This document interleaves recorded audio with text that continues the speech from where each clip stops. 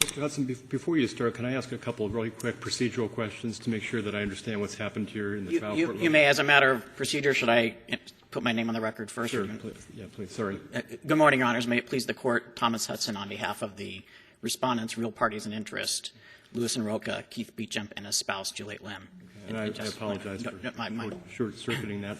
Just getting back to the last question that I think Judge Vasquez asked, is the issue before us here simply one of law, and that is whether we should recognize a separate aiding and abetting claim for purposes of the Arizona Securities Act? Is that the sole issue here? It is the sole issue, Justice Plander, and in fact, I pulled out the petition for review that was filed, and of course this case arises from a special action taken from the dismissal of Count 2. And the issue as framed in the petition is whether the Arizona Securities Act authorizes a claim for aiding and abetting securities fraud as recognized by State versus Superior Court. So in thinking about the issue, I think the first thing we need to do is think clearly about what was the nature of the aiding and abetting claim recognized in State versus Superior Court, or as we called it, Davis in the briefing. Davis held that one person, person A, can be held liable for another person, person B's violation of ARS Section 44-1991, and that person knew about or had a duty of inquiry with respect to the primary violation and also made a necessary contribution to the fraudulent scheme. So it is that particular form of secondary liability, not some other form of secondary liability, that is at issue in this case, and it has a particular structure. Again, it requires or gives rise to liability by person A if person B violates Section 44-1991 and the other elements are met. And we would submit, and there seems to be agreement in this case now, that no matter where you look in the Arizona Securities Act, and no matter how broadly you construe any of the participating or other language that's been discussed, nowhere are you going to find the aiding and abetting claim identified in Davis, namely the claim that says one person can be held liable when another person violates 44-1991. So you disagree with Mr. Hackett that aiding and abetting is approximately equal to participating in an act that helps induce a sale? I do disagree that it structurally cannot be the same claim that was recognized in Davis because the elements aren't there. I mean, true enough, there's broad language in the Arizona Securities Act, and as we pointed out in the response to our amicus brief, there will be an opportunity potentially to discuss the breadth of direct violations during the course of a regular appeal. But aiding and abetting it's a distinct form of secondary liability, and I guess it's worth noting the legislature included other forms of secondary liability in the Securities Act. For example, Section 44-1999B recognizes control person liability if the controlled entity is itself also liable. Would you agree that the second and third amended complaints filed by the plaintiffs in this matter state a cause of action for aiding and abetting liability if such a thing exists in the state of Arizona? The second, would you say the first and second? The second and third. Count 2 of the second and third amended complaints recited the elements of the aiding and abetting claim that this court recognized in Davis. And, certainly if we have to go to the merits, we'll discuss whether we fit within that claim. But it certainly recited count 2 was that was the Davis claim. Count 2 was the Davis claim.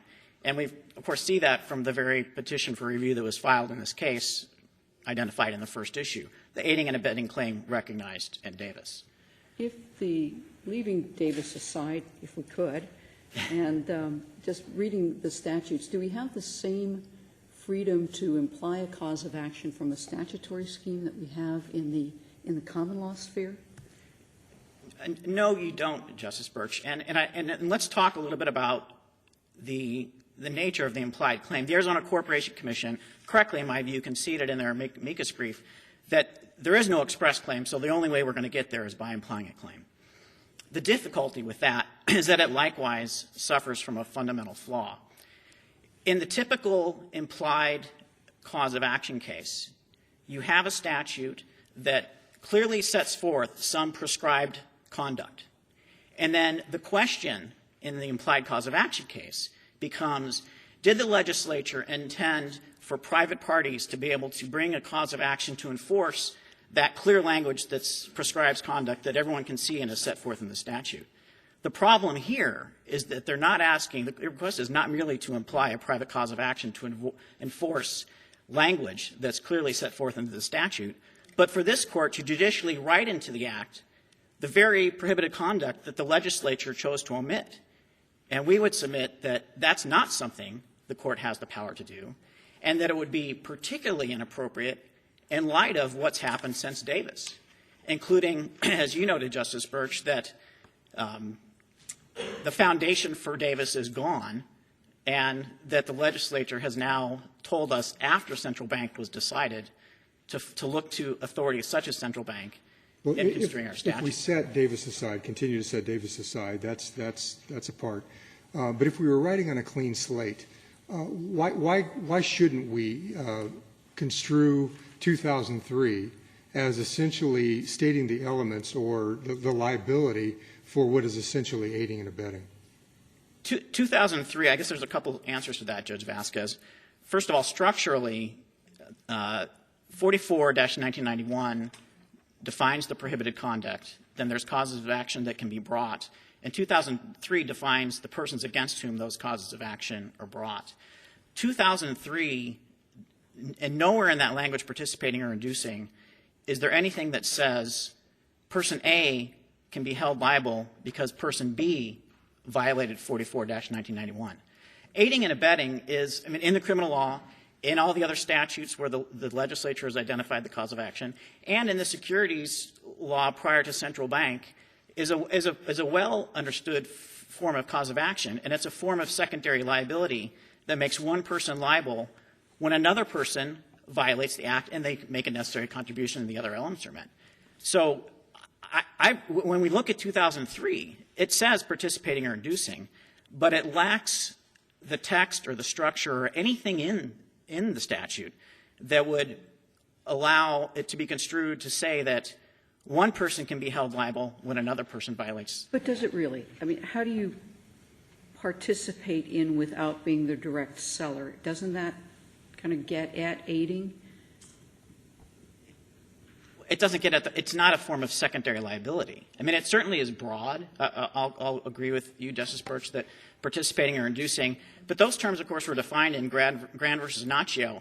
And I guess I would add, additionally, to your question, Judge Vasquez, and to you, Justice Birch, that if this court's going to say participating and inducing is broad enough to encompass aiding and abetting, and we should be clear what that means, but it has a bunch of historical baggage that comes with it, I think that will require this court to overrule Grand versus Naccio, because in Grand versus Naccio, the court defined participating and inducing to have a particular meeting that doesn't encompass aiding and abetting liability. But does it really? Because it seems to me that, at least as far as the Corporation Commission is concerned, that they've had no difficulty in relying on the participating and inducing to, as part of their police or enforcement power, for secondary liability.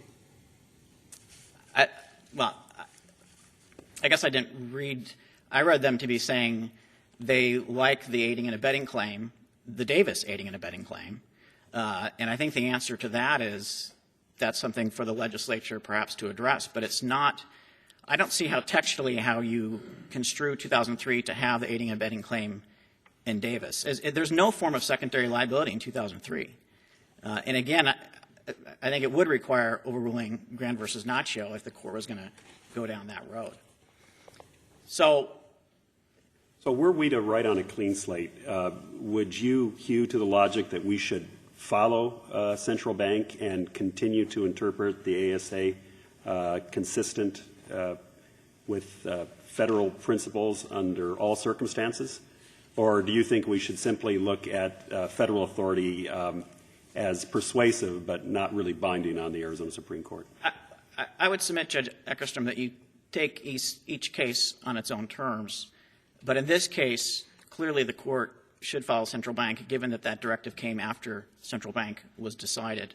But, you know, am I going to stand here and say that there are differences in the text in some places between the Arizona Securities Act and the Federal Act, and those cases I would suggest should be considered on their own terms in a different day. But for today, 44-1991, which is the source of liability, aiding and abetting liability recognized in Davis, is almost identical to the section construed in central bank. The legislature said follow federal authorities when construing similar provisions.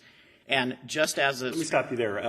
Didn't the legislature actually say we may do that? Yes, you didn't may. they say they didn't say we must? I agree. The word was may, but it was done after central bank. And textually, just as the aiding and abetting claim is not in the Federal Act, that claim can't be found textually in 44-1991 or 2003 or the other. What do you make of Mr. Hackett's reliance on Section 20 of the original 1951 Arizona Act? That it be construed broadly. Yeah. Again, we're not going to quarrel with the principle that language should be construed broadly, but you can't. There's no way to construe it broadly and add components that aren't there, and that's the line. You know, in any issue of statutory interpretation, the starting point is the statute's language, and no amount of stretching that language, no amount of construing it broadly is going to get it to Davis. I mean, and you know, it's worth noting that there was no textual analysis in Davis. Davis said, here's what the federal authorities are doing. Our act's nearly identical. We're going to do the same thing. The Supreme Court has now said those cases were incorrectly decided. And when you look at the language, there is no aiding and abetting claim. And they're right about that. That's right. That's true about our act as well. When you look at the language, it's simply not there.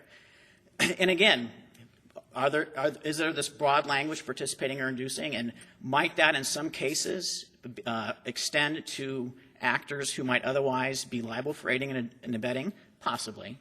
But the way to deal with that is to litigate primary violations, litigate the actual text that the legislature has set down in those statutes, let those cases be decided on their own terms, rather than writing into the act the Davis form of aiding and abetting liability that isn't there.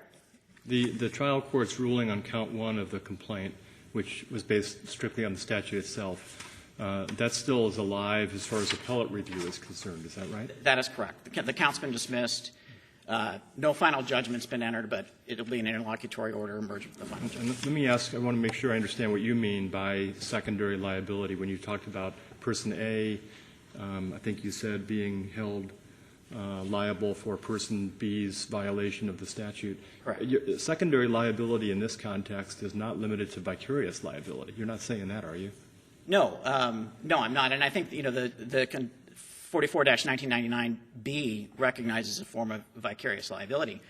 I'm just looking at what Davis actually said. I mean, the first thing it said is there's three elements. There must be a primary violation. Right, but the third element is a necessary contribution by the person against whom aiding and abetting liability is being alleged, and that differentiates it from vicarious liability right off the bat. Yes, yes. Okay. All right. Unless there are any other questions, we would ask that the court overrule State versus Superior Court and leave the issues of how broad participating may reach, how broad primary violations may reach, to be litigated in future cases. Thank you, Mr. Hudson. Thank you.